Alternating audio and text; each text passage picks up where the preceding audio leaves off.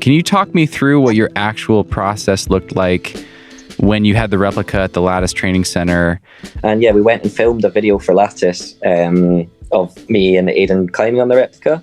So that was in January. And yeah, that was like my first session on it. And it went maybe a little better than I expected, but pretty much what I expected. I got completely shut down.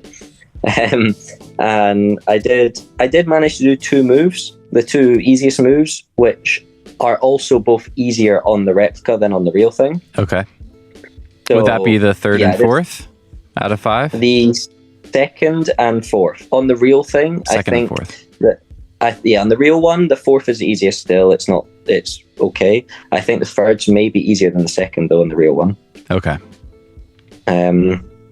But yeah, I couldn't touch the other moves. And I was like, that kind of solidified in my head. I was like, yeah, this is too hard. Don't need to think about it, whatever. And then, yeah, Sean...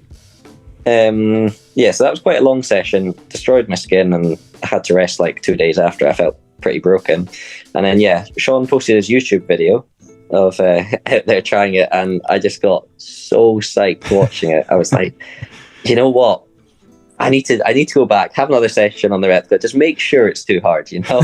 And yeah, I went back for the second session, and then the second session went really well. It was like a month and a bit later, and I'd been training really hard for that month, I guess.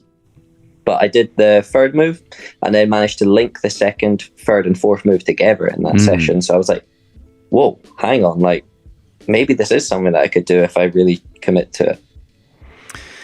Well, you're talking about the one where he's trying the hardest boulder in the world in the worst weather or something, and he built the tent above the boulder, like the snow tent, and that's so crazy. Yeah, he's drying the holds out.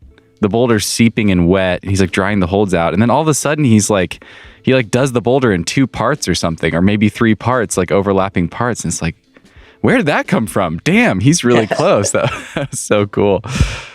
Wow, what a different level, man. Yeah, first session being able to do 2 out of 5 moves on such a seemingly straightforward, basic style. I mean, I'm sure there's an insane amount of nuance with those movements and hitting the holds precisely and all that stuff. But yeah, I'm really curious to dig into your process working on something like this. I was definitely worried, firstly, that training on the replica was not going to be enough. So my sort of standard training in just a normal training period would be go warm up hour and a half on the campus board, use it as the warm up, and then progress to some hard exercises. Then 2 hours board climbing, and then ideally if my skin's still good, do 1 to 2 hours of campus power endurance boulders. Wait, and then maybe campus power endurance boulders? So you're doing long made up campus boulders? 12, 14 move campus boulders. Wow, okay. And then climb 2 days on. So the second day I wouldn't do the same session, but I'd try and just go in move, climb on some hard boulders, but not necessarily board problems, and just have a 2 hour, 3 hour session or something, and then rest, and then to repeat.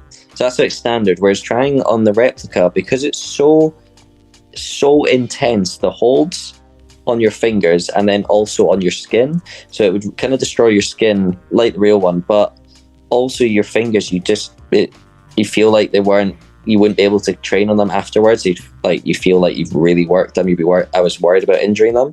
So I'd warm up on the fingerboard, I basically almost in preparation for the real thing. I was doing a similar warm up. So warm up on the fingerboard, touch the holds of the boulder in between, and then once I could do the 1 arm hangs, I'd go onto the boulder and actually do a very similar warm up, except it was a lot slower because actually doing the moves on the replica was harder.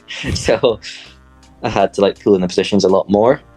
And yeah, my sessions started off being an hour to hour and a half on the replica, and then by the second half I was getting to 2 hours, and then the last couple sessions were 2.5 hours. Wow. So and I was basically having a session, taking a rest day, having a session for the 2 weeks or 3 week run up or something to going out. That's incredible. And then, so coming to the actual boulder, it was doing that, I was super worried that I would be losing strength, and I did do 1 or 2 extra sessions because I could only go to lattice during the week. So on weekends, I would go and have like just one of my normal sessions.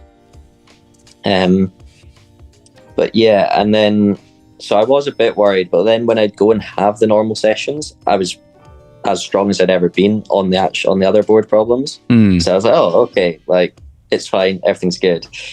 And then, yeah, on the real thing, I assumed I would be getting way weaker. And I was kind of thinking, oh, maybe I should have gone home when my skin got bad near the start of the trip and just trained at home till the skin got better and came back. Because, yeah, your sessions, you do like the shortest warm-up you can. Try some of the sessions literally like 1 or 2 times and then just have to stop. Because of your skin. But, yeah, just worried about the skin. And also, after a couple goes, you felt like power was just going, at least on the later sessions, on the ascent sessions.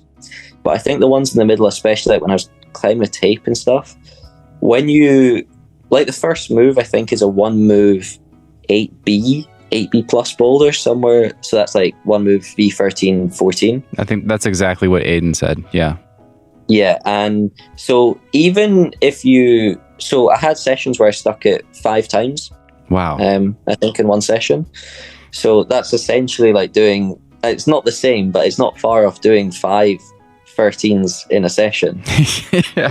So even though I've done 5 moves, I think like, yeah, wow. Training wise, it's like, you don't think of it being that useful. You're like, oh, I've climbed for an hour or whatever, but actually I think it was like really hard, intense goes.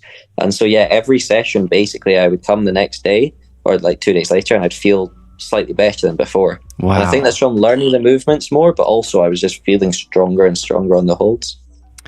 Man, your recovery is just incredible. I mean, I know I'm in a completely different league as you, but I just, like, if I try something that's like a really hard board style climb that's like really specifically hard on the fingers, man, I need like a week between sessions on the same thing. I can try other hard things, but they have to have different holds, different shapes, like hit different, different parts of my body, different muscles and things.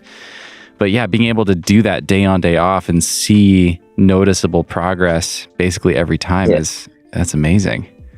I think, to be fair, the best thing with Burden for that is the holds are a lot more basic than they could be. Like, they are a bit more like edgy. So it's it's obviously not, they're not quite straight edges. They have a lot of little edges and cuts to them and stuff, but it's for sure a nicer problem on holds. If it was, the same level, but on really nasty little, like, off, like, every finger at different angles and stuff, I'm sure it wouldn't be the same. Gotcha. Yeah. It's reasonably ergonomic. Yeah.